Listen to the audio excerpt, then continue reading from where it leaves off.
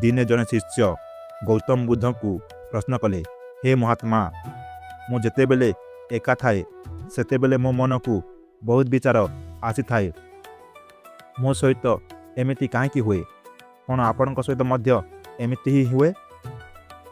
ବୁଦ୍ଧ ସେହି ଶିଷ୍ୟଙ୍କୁ କହିଲେ, ଯେତେବେଳେ ମଣିଷ ଭିଡ଼ଠାରୁ ଦୂରେଇ ଏକାକୀ ଥାଏ ତେବେ ସେହି ବ୍ୟକ୍ତି ନିଜ ଭିତରର ସ୍ୱର ଶୁଣିପାରେ, ଏବଂ ଯେଉଁ ମଣିଷ ଶାନ୍ତ ରହି ନିଜ ଭିତରର ସ୍ୱର ଶୁଣିପାରେ ସେ ଜୀବନରେ କେବେ ବି ଦୁଃଖୀ ରହେ ନାହିଁ।